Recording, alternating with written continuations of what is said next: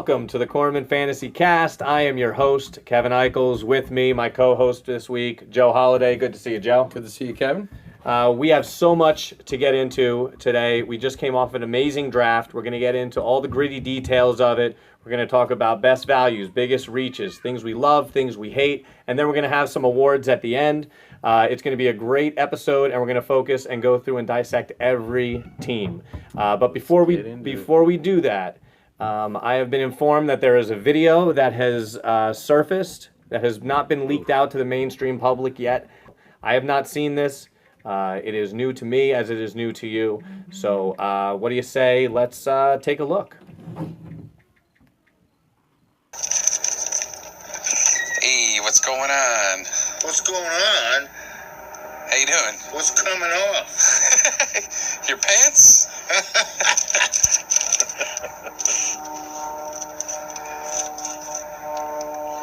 Which way's up? That way's up. It's 1881. I've got bad vision for small stuff. I got bad vision for big stuff. It sucks. For big stuff? For big stuff?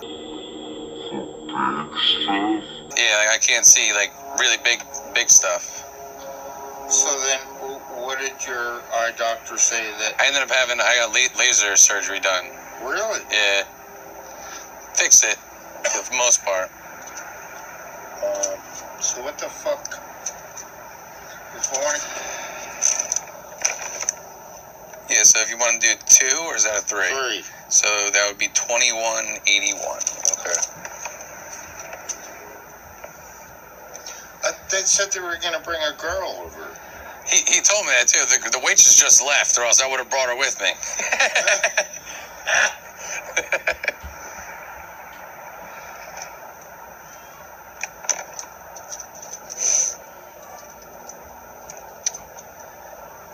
I mean, who the hell needs dessert? Desserts. When you can have a girl. When you can have a girl. When you can have a girl. When you can have a girl. Have it going. All right, guy. Holy shit.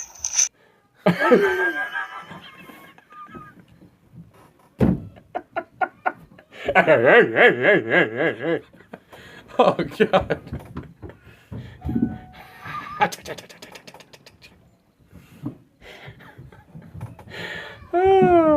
What can you say? What can you say? Yeah, what can you say?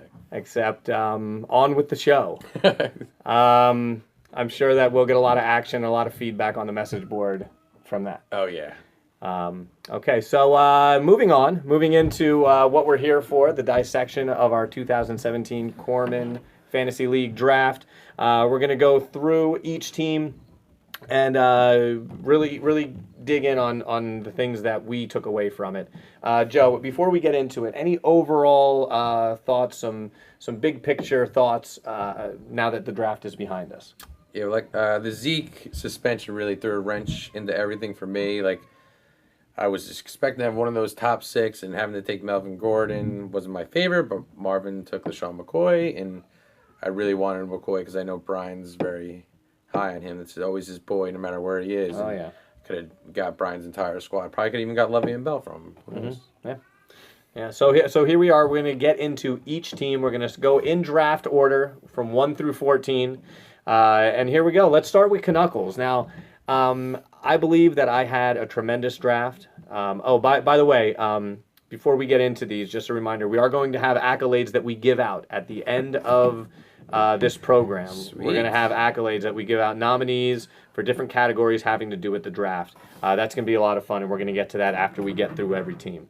Awesome. So getting back, one of the things that I felt in terms of my draft that was one of my best values, probably the best value in my mind, was getting Tyler Lockett and Juju Smith-Schuster in the 11th and 12th round, respectively. I think there's a lot of potential for production there and depth taken at a late phase of the draft right there. Yeah, I like Tyler Lockett a lot. He came on his rookie year, battled injury. But you're not sold on Juju. No, I'm not sold on the Juju. And Joe and I have talked about this at length. I believe that the Steelers develop wide receivers better than any franchise. Joe has his doubts in terms of where he's going to end up and how much playing time he's going to have. But since I felt that was where I got the most value. So in terms of my biggest reach, I have to be honest. I felt like getting McCaffrey with the 28th overall pick was a bit of a reach. In hindsight, I can admit that, Joe. Yeah, I agree. I mean, that was your opportunity to get him. They definitely weren't going to be there in the next 4 or 5 turn if you didn't take Right. him there. So, Right, I mean, they're yeah. rookies. You don't know. They're gambles, but they're both highly drafted rookies and could be very productive. Right, talking about McCaffrey and also Delvin Cook, who by all accounts is going to get the bulk of the carries Yes. in Minnesota. We'll see. We'll see how that goes as well. What we loved about my draft, and what I mean is what I loved about my draft, is David Johnson with the overall #1 pick. Barring some kind of catastrophe, he's a lock to be a dominant force in this league. Even if he doesn't finish #1 overall, you know he's going to be a top 5 or 6 guy. So from that standpoint, I'm very, very happy getting that. And also with my running back core overall, I'm very happy with that. In terms of what I hate about my draft is my reliance on 2 teams, which is the Cardinals and the Titans. And while I think the Titans are going to have a really good year, I have my doubts about the Arizona Cardinals and what they're going to be able to do coming off of a down season last year. So moving on to De Silva, who had the #2 pick, although he traded it to Brian. Yeah, De Silva likes his wheeling and dealing, so he made a trade post-draft, after draft. Yeah. Even during the Mayweather fight, he's like whispering to Bobby, trying to make deals. His fingerprints all over this draft are typical De Silva. If we want to start out with saying something positive, let's say that he got great value. I feel like he got great value with Kirk Cousins in the 10th. I think he's a guy who puts up big numbers, and to get him in the 10th after a guy like Andy Dalton and Andrew Luck, who's on the PUP list, that's great value in the 10th round. Yeah, I agree with that. I mean, he has some weapons. Lost to Sean Jackson, but got Terrell Pryor. Right, a young group of weapons around him, right, that they're bringing up.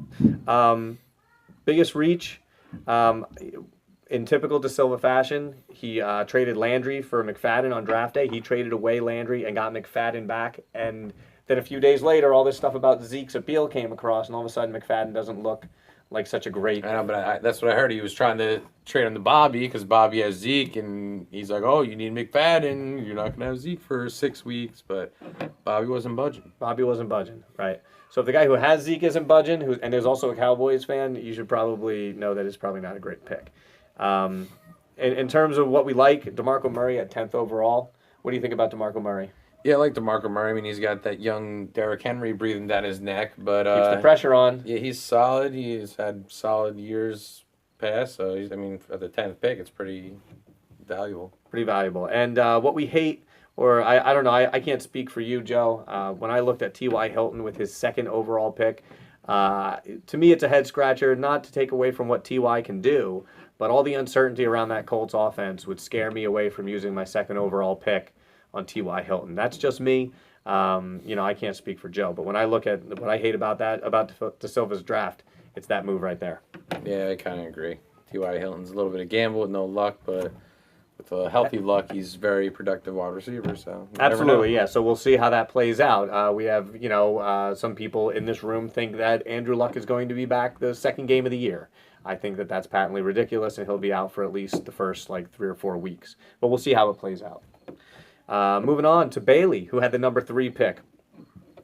So Bailey went and got Antonio Brown with the #3 overall pick, which to me, that's a great value in and of itself, right? You can't really argue with the production that comes out of that. No, I mean, with Ben healthy, he's going to produce on a daily basis. It's not a PPR league, but he catches a lot of passes, scores a lot of touchdowns. A lot of targets. Can't fault him with being the #1 wide receiver team. Right, and for any naysayers who may say Martavis Bryant's presence might take down Antonio Brown's production, if you look at the sample of when they actually play in the same games together, Antonio Brown's numbers are actually up. Yeah, so in a full season, we'll see how that plays out. But, I'll defend Martavis Bryant because he is on my team, and I think for getting him in the 5th round, I will bet that if both of them stay healthy, he will be within like 20 to 30 points of Antonio Brown come end of the season. Mark it down. We will see. We will see. Biggest reach in terms of Bailey, his biggest reach. I'm sorry, but it's got to be Gillisley with the 26th overall pick. First off, there is a rule in fantasy football. There are certain unspoken rules. One of them is that you do not draft a New England running back in the front. Now, granted, Blunt had an amazing year last year, but nobody could have seen him having all those touchdowns. That's not something that anybody could have predicted. Generally speaking, though, you cannot count on a New England running back. No, I mean, I don't know how they do it, but they could use like anybody. They'll grab a guy off the street, they'll throw me in there, I'll rush for 200 yards, they'll trade me to the Jets. Right, and then the next week they'll have you out of town. Yeah, that's how New England does it. So, I mean, we'll see how that turns out. We could end up being wrong about this, but when I think about a reach with Gillisley at number 26 overall, Bailey, I think you really reach there. What we like is your wide receivers, Bailey. We like your wide receivers. Antonio Brown, Alshon Jeffrey, Kelvin Benjamin. I wanted Benjamin. Right, you got Cam Meredith on your bench. I mean, you do have some very nice wide receivers on your roster. What we hate, Andrew Luck in the 6th round just came early. off the PUP list a little early. I mean, that's a guy, Andrew Luck, you probably could have gotten in Double-digit rounds, probably. Yeah, the 10th, the 11th round. Considering, especially at the time of the draft, he was solidly on the PUP list. Like they had no idea when he was coming off. I mean, so I think that's and he something. doesn't even have a backup, so he's gonna have to drop somebody that he drafted for. Oh shoot! Quarterback. And by the way, rest in peace, Cam Meredith, because Cam Meredith. Go Kevin White. Cam Meredith went down, but still like your wide receivers though. Your top 3, still like them. Okay, getting on to the man with the number 4th pick, Delahanty. Okay, Delahanty. He was like a butterfly that blossomed and came out of his shell, out of his cocoon at this draft. He was much more talkative, much more social. So we like that Delahanty. He's finished 3rd, right? Or did he right, finish yeah, no, he had a second, great, I think it was 2nd. He had a great season last year. He's feeling himself a little bit. Right, yeah, so he's drinking his own Kool-Aid, which is a little weird. Yeah. How do you drink your own Kool-Aid? Anyway, so Delahanty, now let's take a look at his draft. In terms of best value, what do we find there for best value? I definitely like his Chris Hogan pick. I mean, the day before that, Edelman got injured and out for the season, and just in that game, he had like 100 yards and 2 touchdowns. So that could be a thing to come with Chris Hogan. And 7th round is solid. 7th round is a great. I mean, look, he is now elevated to the number 2 target as a wide receiver. Maybe not overall, right? Because you got Gronk and you got Brandon Cooks, but he's that 3rd guy right there. So yeah, I know they like to spread it around. So yeah, I think it's great value there. In terms of the biggest reach, when I look at the running backs that were taken at 4, 5, and 6, every single one of them has huge question marks attached to their name. Now, the good thing is that Adrian Peterson is now on Adrian Peterson. Yeah, that's true. Which is kind of cool, but I have no idea how many. I mean, I don't know if you thought like this is the Adrian Peterson that was like 1st round pick like years past, ago. But not Yeah, anymore. Yeah, I don't know. And then you got Rob Kelly. Like he has question marks all over his. And then Eddie Lacy. I mean, when did you trust Eddie Lacy to do anything? No. Yeah, so I think that that's your biggest reach is taking those 3 straight running backs, but you kind of put yourself in a hole, and you kind of had to take them because you took 3 wide receivers to start out. Which brings us to what we love about your team, which is that wide receiver core. You look at that wide receiver core. You got Jordy Nelson, you got Dez Bryant, and you got Doug Baldwin. I mean, 3 guys that are not just true number 1s, but like Pro Bowl number 1 Yeah, that's receivers. definitely a solid 3 wide receivers for sure. Yeah, I don't think in terms of just like not discounting depth, I think that's your top 3 on any given roster for that position. But here's where we have to question you, Delahanty. I mean, listen, I finished 2nd in the Corman 2 years ago. Okay, so I know I didn't finish 2nd last year, but to take Andy Dalton before Big Ben, Carr, Cousins, Dak, or Stafford, Andy Dalton. They must like Andy Dalton. I don't know, man. I mean, that just seems really, really suspect. I have no idea. Maybe you know something about Andy Dalton that we don't. Maybe some Andy Dalton news came across the wire. Gingers have no souls. Oh, my God. Maybe gingers are doing steroids now. I don't know. But to me, that's a real head-scratcher. But, hey, listen, you finished 2nd last year, so I'm sure you know what you're doing. All right, now we get into the first of our 2 new owners here in the Corman, Marvin. Normie. Normie, as we're calling him. I think he had a very good draft overall. I think coming in, Yahoo says so. Yahoo seems to think so. But draft grades aren't titles, so we'll see what happens. In terms of his best value, I think getting Tate in the 5th round, a guy who was number 1 in the season last year in yards after catch, getting him in the 5th round, I think that's a great get and a great value. Yeah, especially because he didn't draft a receiver till the 5th round. That's not the worst option to have. He was very productive, 1,000 yards. He catches the ball a lot. So, for waiting on receiver, it's not a bad pick, Golden Tate. No, absolutely. He's a good guy to have if you're waiting, like you said. There's some differing opinions here. I'm down on Lamar Miller. I picked him last year, and he was an absolute bust. And the year before that, he was a bust as well. He was always a guy that had trouble finding the end zone. So I think that's your biggest reach, is taking Lamar Miller with the number 2 pick. I just don't like Lamar Miller. I never have, and I regretted instantly almost when I drafted him last year. Now, Joe, you may feel differently.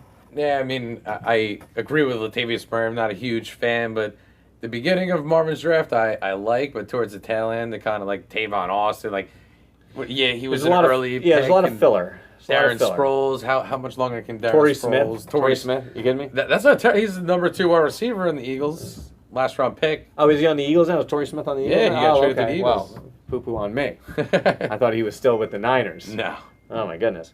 Okay, so what I like is having Aaron Rodgers. Anytime that you can get Aaron Rodgers on your team, Bobby jumped the gun taking Brady in the 1st round, but I think that's kind of right where Aaron Rodgers should have gone with the kind of production that we see out of him. And it sucked picking right next to Marvin, but I knew, talking to him before the draft, that he was high in Aaron Rodgers and talking about getting him in that 3rd round. So, I assumed that pick was coming, especially after Brady went. I'm sure Marvin was like, shit, I better get Rodgers before he's gone. Right, and you know what? And good for Marvin for actually having the discipline to wait and to take Miller, who he obviously believes in. And Aaron Rodgers was still there for him coming through the 3rd round. So good for him. What I hate about this is I hate any roster that has Kenny Britt on it. I don't think Kenny Britt deserves to even be in the NFL. I don't know. He must have a really great 40 time. I can't think of anything. He used to be a Titan, and he did nothing for the Titans except to pretty much get suspended. Yeah. Now he stays on the field and just doesn't catch anything. So I don't love Kenny Britt on anybody's roster. Yeah, I'm not a huge fan of Kenny Britt either. But Tyrell Williams, he's good for the Chargers. I think he's got some guys that could do some things on his team. All right, and here we go. Moving on now. Here we go, Joe. Time to lay down on the couch and get analyzed. Joe Holiday.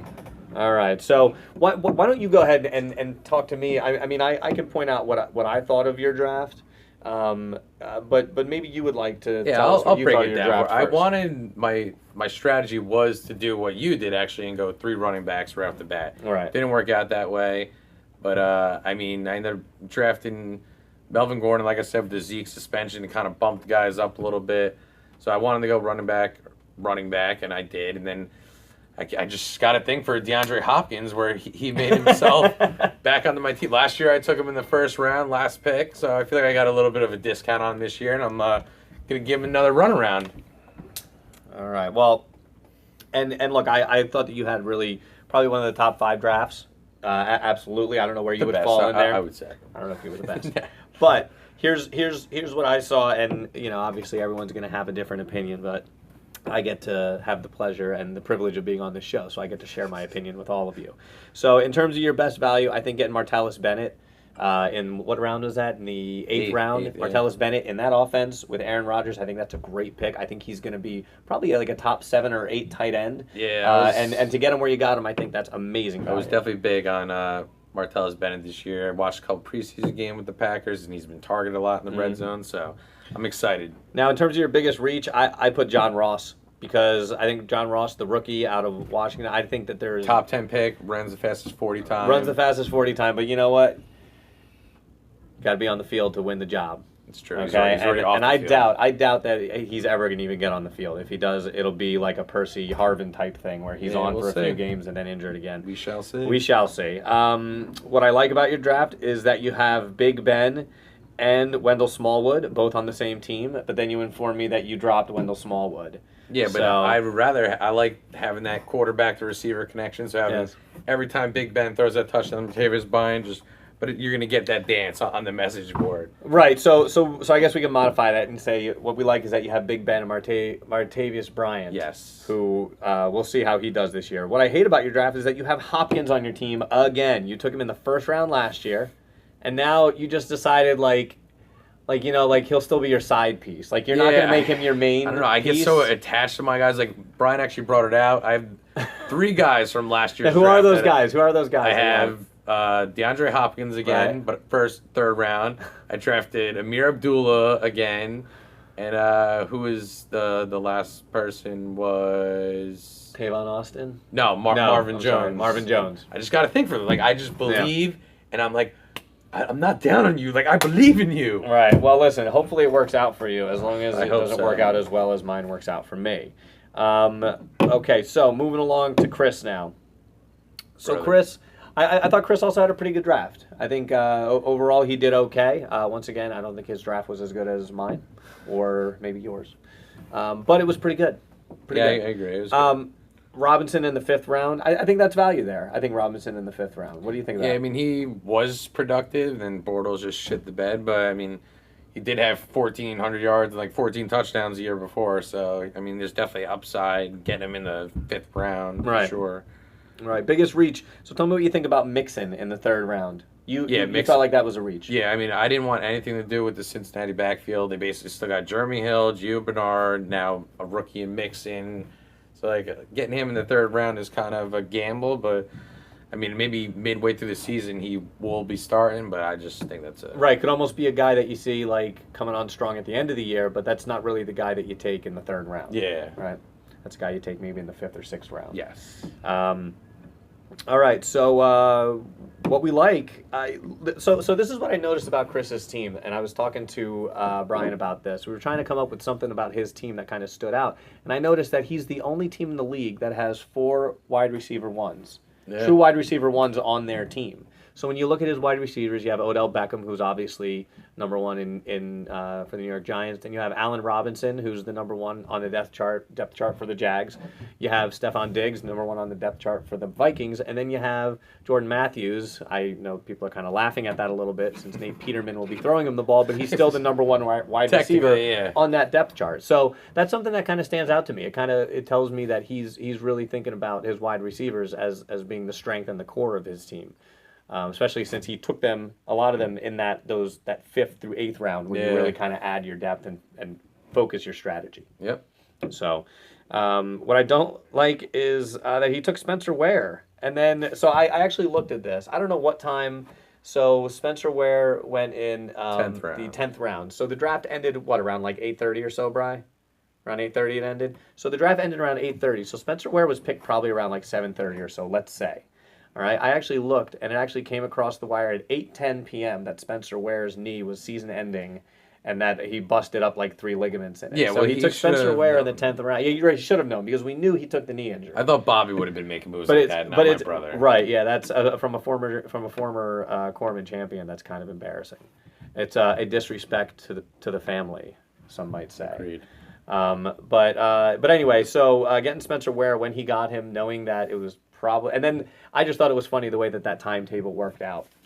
But yeah, so Chris, overall probably a pretty good draft, but not without fault. Now moving on to Kyle, the second of our new Corman League owners. So Kyle is an interesting fellow. Got to talk to him a little bit during the draft, and you could tell that he's really someone who's thinking deeply about this, really strategically thinking about how he's putting his team together, although I don't know if I agree with his strategy. Definitely got some question marks. So in terms of his best value, now you and I may differ on this, but I think getting Doug Martin in the 4th round, considering it's a 3-game suspension and he's the clear number 1 in that offense, I think getting Doug Martin in the 4th round is really good value for Kyle there. I mean, I think he reached a little bit with the suspension. I mean, if he wasn't suspended, I think that's probably where he would go. You see, I disagree. I think if he wasn't suspended, he's a guy that you'd be look, what's the difference between Doug Martin and Lamar Miller? Yeah. Right? And Lamar Miller is a 2nd rounder. So, I think that Doug Martin, because he has these up and down years, that he gets lost in the mix a little bit. But yeah, I mean, but you tend to think he's a little overvalued, and I can see that because he didn't have a great year last year. Yeah. His biggest reach, I think taking Marshawn Lynch in the third round is kind of a reach, considering that he didn't play a single snap last year. I like Marshawn Lynch. I mean, he scores. This is a standard league, but I mean, for where he got he him, scored 2 years ago. yeah, Right? I mean, my whole thing is that for Lynch, in order for Lynch to pay off, then what you're really counting on, I feel like what you're counting on is you're counting on him to be very touchdown dependent. yeah. Right? Like a lot of goal line handoffs and things like that, things of that nature. I just don't know how durable you're going to be after taking a year off from professional football. I mean, we'll see. And he's not young. No. He's in his 30s. What I like, look, I love having Julio Jones and Amari Cooper at the top of that. And are those are actually 2 Alabama wide receivers. Yes. Roll Tide. But yeah, so Julio Jones and Amari Cooper, I think having those two as your main point earners, I think that's a nice place to be. And though I have a lot of questions about his running backs. And quarterbacks mostly for me. I mean, Look at his running backs. Aside from Doug Martin and Marshawn Lynch, he's then got Frank Gore. He's got Perkins. yeah, I'm not a fan of those guys at all. Yeah. So I mean, I'm a Giant fan. right, and then what I really don't like about his strategy and how he put his team together is I just don't believe in streaming QBs. I think that there's a lot of value in the quarterback position, and that looking for weekly matchups is a dangerous game to play. Yeah, it could be. But the main thing is that usually when you do a streaming quarterbacks strategy, you build a really powerful team around those weak quarterbacks, and I just don't see that with Kyle. I don't. I mean, aside from Jones and Cooper, I don't see anyone that I look at that I'm really confident week in and week out is going to get me points. Yeah, he's gonna have a tough year one. But let's see what he can do with it. All right, yeah. Let's see. We've been proven wrong more than we've been proven right. So we'll see how that turns out. So moving on to CJ now, Caesar Jehovah's Witness. It is. It is always fun to talk about your draft, especially this year when with the, the 9th pick, you tried to take Antonio Brown. Where's your head at, CJ? And what was the other thing CJ did that he screwed up? Didn't he screw up later in the draft? He tried to take somebody, and it was like somebody that was picked like 4 rounds earlier. He might have. So let's take a look. Let's stop trashing him and let's just get into the data here. Well, we'll trash him right off the bat for just taking Matt Forte in my God. the 5th round. Like, talk about a reach. That was CJ. by far the biggest reach. I mean, that could have been the biggest reach of the entire draft. I mean, Matt Forte. Look, I actually looked it up. In 43% of Yahoo standard leagues, Matt Forte is not even being drafted. Okay, he is not even being drafted. And CJ, you took him in the 5th round. And Flames got Bilal Powell a round later, who's the actual starting running back, who's not about to get cut. Yeah. So, in terms of your best value, look, Kyle Rudolph in the 12th, Joe. Yeah, I love Kyle Rudolph in the 12th. I did not know this, and then Joe looked up the numbers. Kyle Rudolph, almost 900 yards with 6 touchdowns. 7 touchdowns last year, and you get him in the 12th round. For those guys that went in the 4th round, a lot of those tight ends went. I think Absolutely. CJ definitely got some value with Kyle Rudolph. Look, I'm later. I'm feeling like a giant penis with my Hunter Henry pick in the 8th round when I'm looking at Kyle Rudolph and what he did last year. I just didn't do my homework on Kyle Rudolph, and I think a lot of people didn't, right? Because he didn't go until the 12th round. But great job, CJ, picking him up there. Yeah, that was a nice pick. Right. What we like, look, you had 4 guys that are absolute studs to start the draft, right?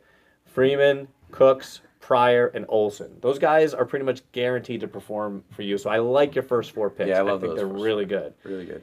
And then you follow that up. What we hate is you follow it up with 2 absolute question marks, which is Forte. And while McFadden did have more value on draft day than he had now, you obviously didn't really believe in him because you then traded him to Da Silva. Yeah, for Jarvis Landry or something. Right, for Jarvis Landry, which, I don't even know who won. Yeah, I think they both just wanted to get rid of their guys. If there's a trade where there could be 2 losers, I think that's it.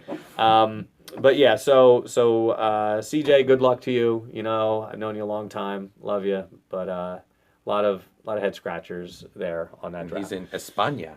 In España, oh, sí, Spain. Well, congratulations, and maybe just stay there during fantasy football season. I don't know why I said that. That's really mean. Don't stay there. Come back, CJ. We do love you. I'm just kidding. All right, moving on to the reigning champion. The reigning champion, Brian. So what can you say about Brian? First off, he did have the move of the draft. Yeah, in terms of moving up with Freaking made a Riverboat deal. Jack. He was the first one. So this is I think might have happened. As the commissioner, he might have just said, "I now allow draft pick trades," and then immediately called De Silva as he was maybe sending out the message and rubbing the belly.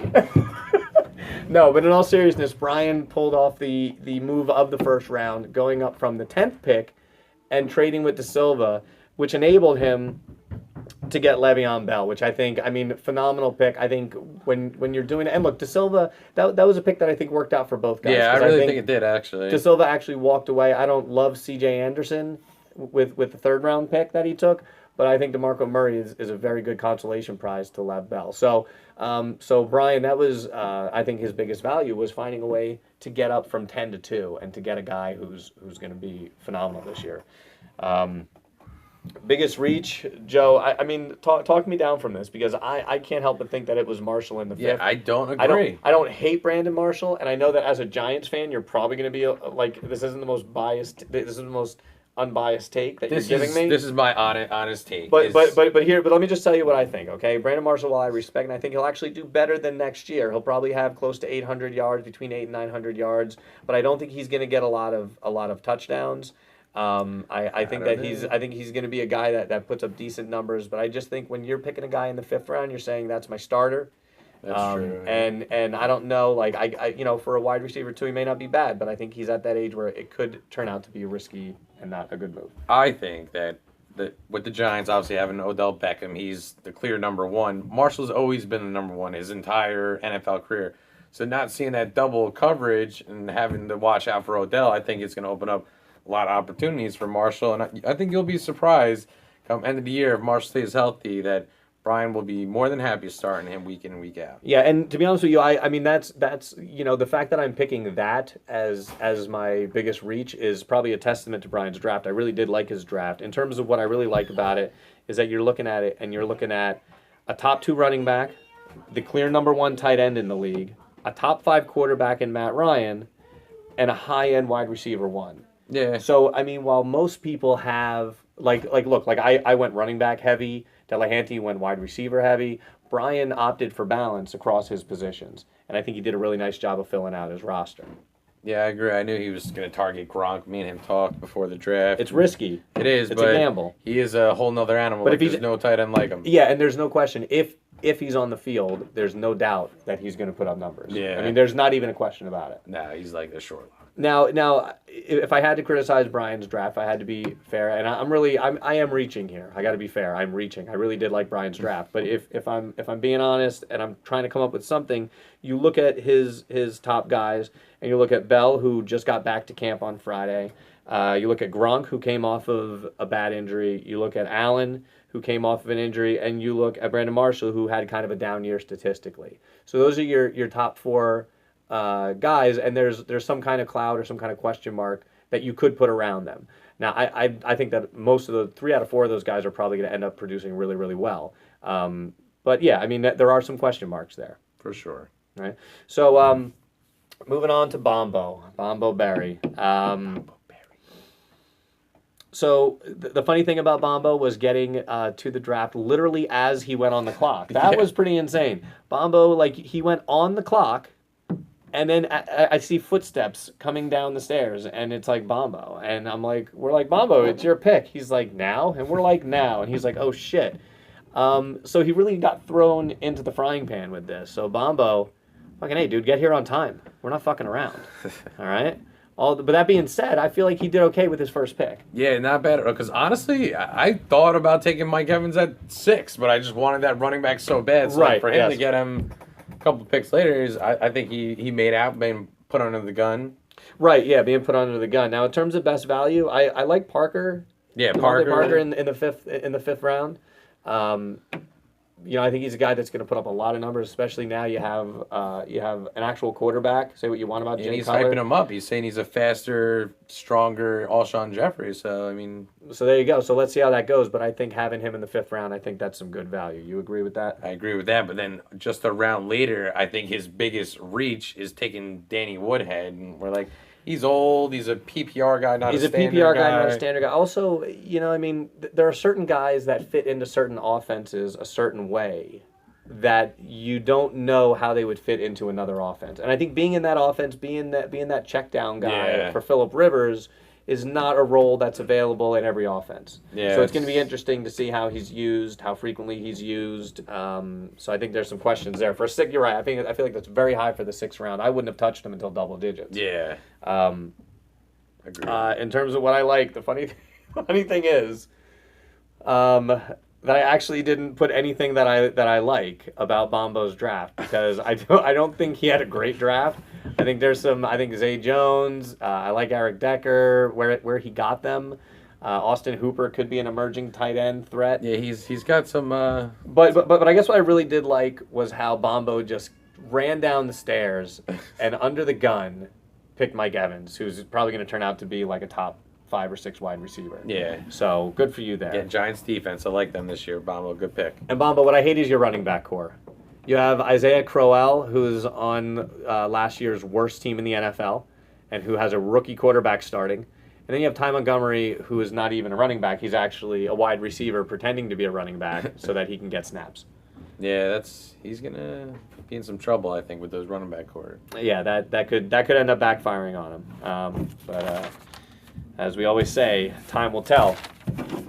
Flames. So a big boo to Flames. Boo for not making it. We understand there's shit that goes on in life. Did you see the rare appearance on the message board? Like it was like he magical. Yeah, what was that? I was like came out of drinking the Kool-Aid. Drinking the Kool-Aid. But listen, considering that Flames was not here, I'll be honest and tell you that I did not hate his draft. I thought that he did okay. Let's just put it this way. Wayne's draft last year was way worse than Flames' draft this year. Definitely. Okay. So let's go through some of this stuff.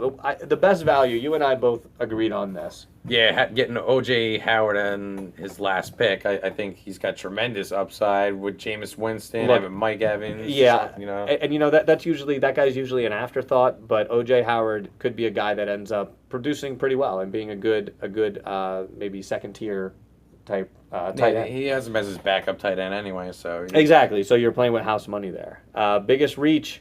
Amendola, are we still? Is anyone still picking Amendola for anything? James is a thing for the Patriots, and he's just doing? like Edelman down and Amendola in, and they're the same white guy, little fast guy. Like I'll give Amendola credit on this. Amendola always seems to be a guy who can catch a big pass when he needs to. Yeah, it's true. But when was the last time Amendola had a big game? Yeah, 2000. I mean, maybe you know what, Flames. Maybe look up a stat line and throw it on the message board next time you have a few Bud Lights. I mean, but I don't remember a time. So, and moving on from Amendola, what I like personally is that Flames is living and dying with the Saints offense. If you look at his team. Right, he's got Michael Thomas, he's got Mark Ingram, he's got Drew Brees. Yeah, it's a lot of investment. It's a lot of investment, but it's investment. It's like buying stock in like Nike, where that those 3 guys, as long as they're on the field, are going to produce. It's a safe bet. I mean, it really is. And I don't know if that was a strategy he had going in, or if it was just something that worked out that way. But I think that if you're gonna live and die by any offense. There's probably 3 or 4 that you would pick, and the Saints would probably be one of them. Yeah, I agree. Let's see. And what we hate. What I hate. And I don't know. Joe, you like this guy. Yeah, you hate it. Oh, I God. like it. So Bilal Powell is... All right, so he's basically your flex. Right, so I'm looking at it. You have Jay Ajayi, you have Mark Ingram starting, then you have Tyreek Hill, and you have Michael Thomas starting at wide receiver, and then you have Bilal Powell in the 6th round that you're taking, and that's your flex. Right, so my problem with Bilal Powell is that he is a career backup who's only the starter because Friggin' Matt Forte is 100 years old, and he's on a team that's trying to be bad. You understand that? He was made the starter for a team that's trying to be bad, running behind a line that's like comparable to me, Joe, and Brian. So yeah, I'm sorry, Bilal Powell in the 6th round. I think that's ridiculous. I think it's absurd, and I think I'll be proven right. All right, well, we shall see. All right, now coming up on the back end of the draft, here we go, our last 2 picks. First, we have Mike Holiday. Tell me what you thought about Mike's draft. Yeah, I told Mike the other day I wasn't going to bash his team that hard. So I'll give him some props on some spots. Getting Zach Ertz in the 8th round, I think, is a solid pick. And even Randall Cobb in the 9th.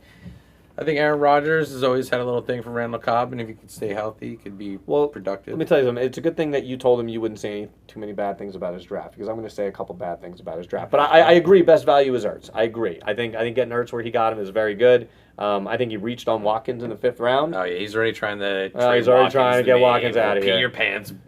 Right, yeah. I actually like his back half of the draft. So you and I were talking, and I told you that I actually like his draft from 8 through 14 better than I like his draft 1 through 7, because I think you get Ertz and Cobb with 8 and 9. I think he adds good depth at running back with P. Ryan and Procise. Getting Matt Stafford in the 12th round is also very good. And Minnesota's defense is legit. They may not be a high-scoring defense, but at least they're going to be a team that keeps points down. Yeah. But I got to say that I really hate the fact that he has the number 1 wide receiver and running back from a terrible team. I mean, you're banking on Todd Gurley and Sammy Watkins. And if that's the horse that you're riding, I don't know if you got a good chance to win the Derby. We just talked about James, how he's stacking the Saints offense. Right. Yeah. Mike's stacking the Rams. This is like the opposite. You're stacking like the worst offense in the league.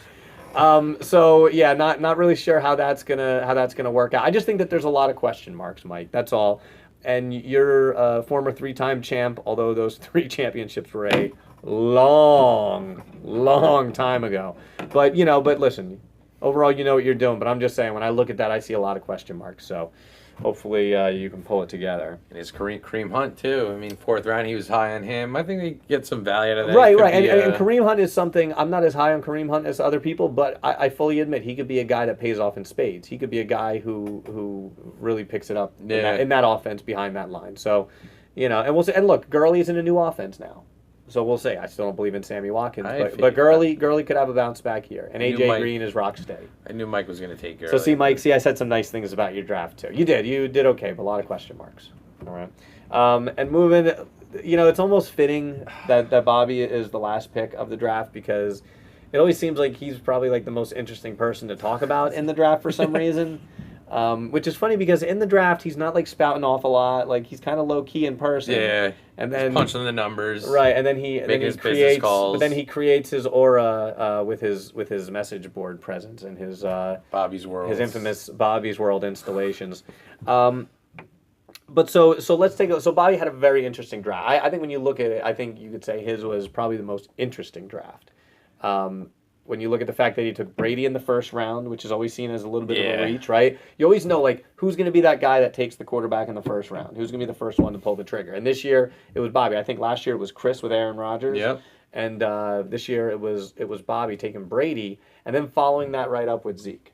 Yeah, Zeke, who knows? I mean, it's a gamble taking Zeke, but it could also be the biggest steal of the draft if he ends up not getting suspended and goes to court. Or even if it only goes down to 3 games. That too. You figure Bobby can start 0-3 and then still like make number a run. one quarterback, number one run, and like a top quarterback, top running back.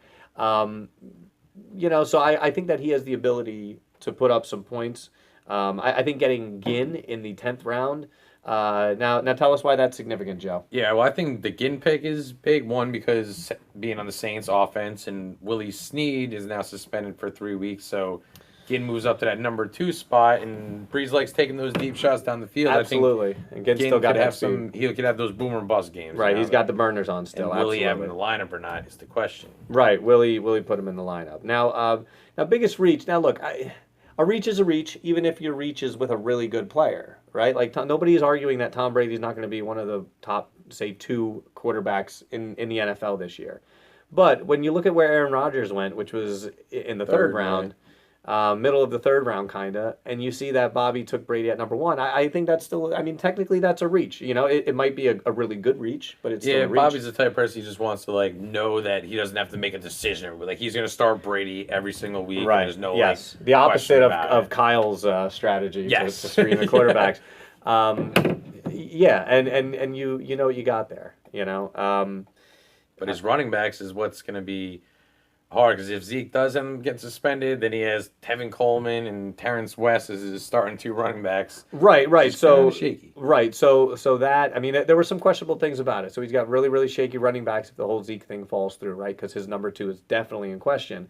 But also, you know, I'll admit, you and I didn't have as much of a problem with this, but I'd be remiss if I didn't mention that Brian pointed out that he had a big problem with Tyler Eifert being taken in the fourth round ahead of such tight ends as Kelsey, Olsen, and Jordan Reed. So, I mean, technically I would have to agree with him that it is a little bit head-scratching that you would take Tyler Eifert before those other 3. But, Joe, I think we think that it's kind of same ballpark type stuff. Yeah, yes? all those guys, and that's why we said CJ with Kyle Rudolph in the 12th is like a steal because all those guys went in the 4th round. They're in the same boat, you know, but Kyle Rudolph put up just the same amount of numbers as Tyler Eifert, and CJ got him 8 rounds later. Right, yeah, think about that. That's amazing, yeah.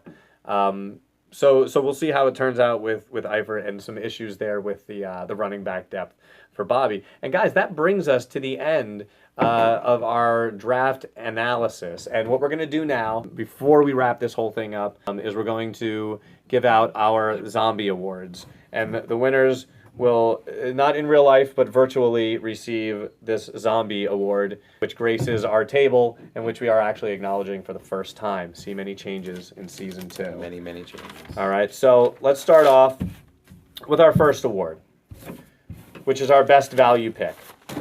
Okay.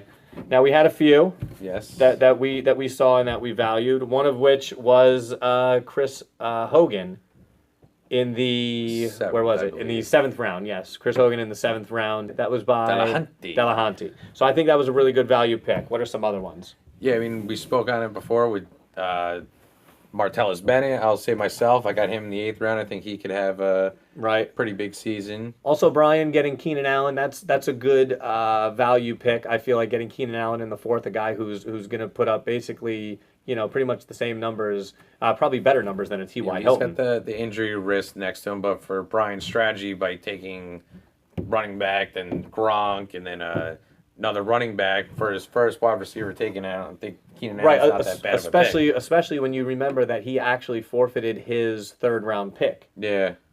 And gave in that trade with De Silva. Yes. So picking up Keenan Allen as your 3rd guy, essentially, is pretty good. Yeah. But I think you and I would have to agree that the best value pick of the draft has to go to Kyle Rudolph to CJ. It pains me to even give CJ any award, considering that he tried to draft Antonio Brown 9th overall. But yeah, I mean, getting Rudolph there, that's the best value pick of the draft. Yeah, we'll give it to CJ. That's a good value pick at 12th round. I mean, if you look at the other guys that went in that round, like Jonathan Williams and freaking a bunch of defenses, J.J. Nelson, like I think you got your Juju Schuster. Juju. Don't sleep on the Juju. Don't sleep on Juju. Do not sleep on Juju. So congratulations, CJ, on winning your zombie award. Our next category would be biggest reach. So this is a dubious distinction, right? Nobody wants to get labeled with the biggest reach, but tough shit. Okay, if you're gonna get in the frying pan, sometimes you're gonna get ball blasted. So we have a couple here. I'll start out. One of mine was Adrian Peterson. I thought that was a bit of a reach.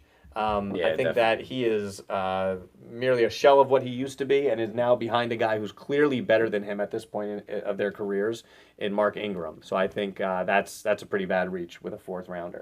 Yeah, and I'm going to hit CJ again. Just like we gave him the best pick, I'm going to give you one of the worst picks, which is Matt Forte. Yeah, that was just terrible. Inexplicable. It's so bad. So bad. It's so bad. Oh, my God. And then also, you know, we have to mention Danny Woodhead.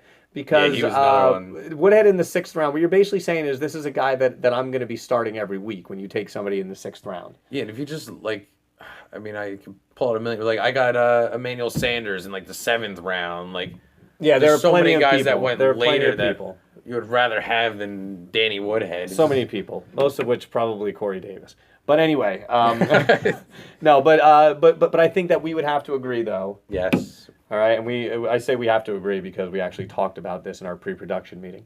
But what we came to the consensus on is that the biggest reach of the draft would be Gillisley by your boy Bailey. That's 2 L's, 2 I's, Bailey. Gillisley, like, look, we talked about it before. To take him in the 5th or 6th round, maybe not so bad. Yeah. Or even where he was going to maybe take him in the 4th round. But for a New England running back, I know they just have so many mouths to feed. Like James So many. White tore it up last year. Now they got Deion Lewis is had some good healthy. games. There's Rex Burkhead that they just traded Oh. for. Like they got a New lot England, of mouths New to England feed. loves white guys. They love white guys. So Burkhead is going to get some touches. You Oh, know, yeah. he's going to get some touches. They didn't trade for him for nothing. That's right. So from that standpoint, we would have to give this dubious award to you, Mr. Bailey. Congratulations on your Zombie Award. And our last category that we're going to do is Best Overall Draft. Now, I have to preface this by saying, and this is going to sound terrible, but we're really not even just saying this. But we actually, truly, honestly believe in this room, and I'm going to say it because Joe doesn't want to say it, and Brian, I'm in front of the camera and you're not. I'm going to say it. All 3 of us in this room, all right, me, Joe, and Brian had the best drafts. We're When the we sat best. there and we honestly broke it down, we thought that we had the best drafts. But who can trust that? Because we're biased, right? I mean, of course, we're going to give it to ourselves. But I'm telling you, we had a rational, Challenge reasonable anyone. conversation, and we all believe, whether you want to say mine was the best, or if mine was the best, or if mine was the best, our 3 were better than anyone else's. That being said, we're not going to give ourselves the award. Yes, that would be unfair. That would be kind of a dick move. But not as dick a move as admitting to you all that ours are all better than yours. But you get what I'm saying. So when you took everyone else and you looked at the drafts as a whole, we're going to say that while several people had nice drafts, the person that we're going to give the best draft award to is Marvin, better known as Normie. This is not a token award. We are not doing this just because of the zeitgeist of this very liberal time in American history.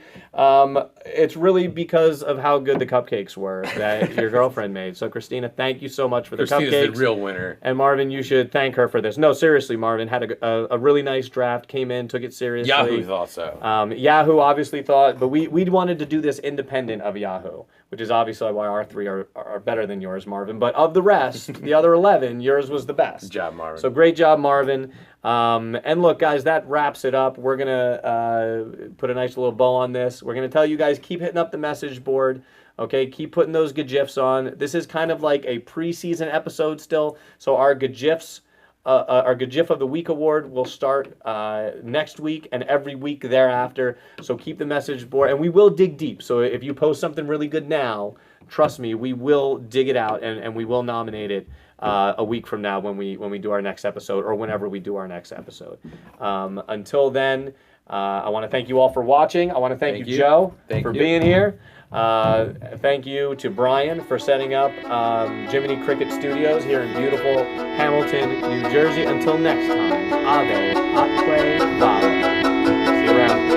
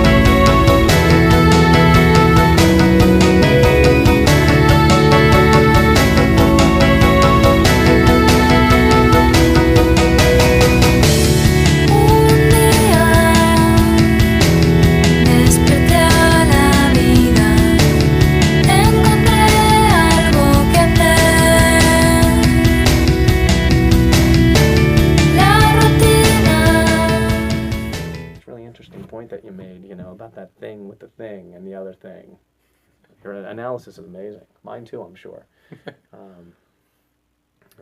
is this thing still on? Turn it off, Brian. Oh yeah, you gotta get swifty. You gotta get swifty in here.